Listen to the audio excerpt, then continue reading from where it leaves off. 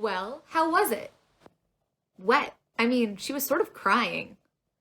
I'm sure Harry's kissing was more than satisfactory. Cho spends half her time crying these days. You'd think a bit of snogging would cheer her up.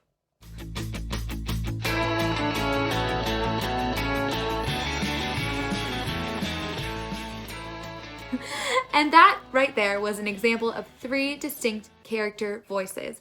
My goal for Technique Tuesday is to talk a little bit about a concept in writing today being distinct character voices, and then give you an exercise / writing prompt that really helped me learn this. And we're going to go through kind of at the beginning here our do's and don'ts, and at the very end I will give you a couple of questions to think of for measuring your success. So here we go, do's and don'ts of creating distinct character voices in my own experience, given I am learning as well. So if you have any more do's and don'ts for creating distinct character voices, please leave them below so we can all learn together. Number 1, do define your characters. You know, to have distinct voices, you need to have distinct characters. One of my favorite ways to do this is to think of Brandon Sanderson's kind of 3 prongs, which is sympathy, so how sympathetic or relatable the character is, like how nice they are. Competence, so how much skill do they have, how much knowledge they have.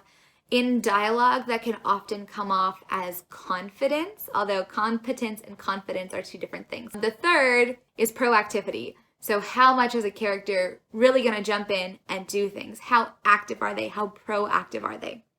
And those 3 things can really help us in shaping our dialogue. So that was number 1. Do create distinct characters. Have varying levels on those 3 or 4 prongs. Do consider how they address the other people, how they address people who are above them, below them. Do think through whether they use a lot of questions or statements, so that indicating their confidence. Do think through whether they vary the length of their sentences, whether their sentences are kind of shorter or a little bit longer. Do think through whether they use a lot of empathy or they're more into kind of giving orders or by the book. Think of whether your characters are being direct or indirect or passive.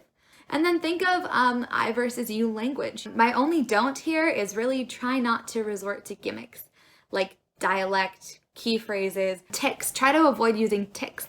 Clickbook, one of the ways that a minor character was characterized was just that she speaks really fast. I think that's okay for a minor character, but you can probably dig a little bit deeper and make it a little bit better. It's not that you can never do it, but it should really be used sparingly. So, given that, here is the exercise. I'm going to give 3 possible scenarios. So number 1 is choose a scenario. The character is going to see a teacher about a bad grade. The character is sitting in their office or their throne room when a servant comes in and says that there is a foreign army at the gates trying to come in. Number 3, someone comes into the character's shop and the customer does not speak English and the character has to try to help them. Now think of those 3 prongs of character: sympathy, competence, and proactivity, or think of a couple of characters that you have in your own novel and think of how you can define them in terms of their sympathy, their competence, confidence, and their proactivity. And then once you've chosen a scenario, it could also be your own scenario, jot down kind of what you want to happen, thinking 5 to 6 lines per each character, and write a short scene. So you have 2 characters, they're in a scenario, there's a little bit of conflict, nothing crazy, and it should be maybe about 12 lines. Don't worry about description, just dialogue tag, dialogue tag. When you're doing writing exercises to practice a particular technique, I think it's really important to try to isolate that. So just write the dialogue, how it progresses from the first line to maybe the 12th line, something like that, however many you need to feel good about it. And write that with one character in mind. Read it back.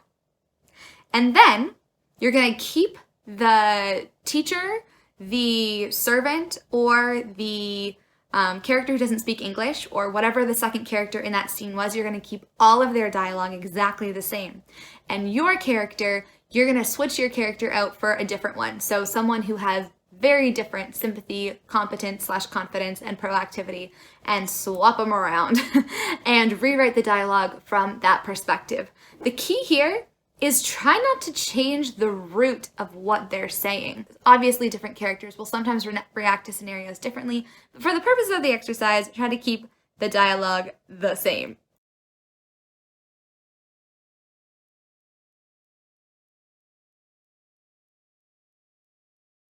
Throw in a third character with different levels of sympathy, competence, and proactivity, and see how your dialogue can switch again.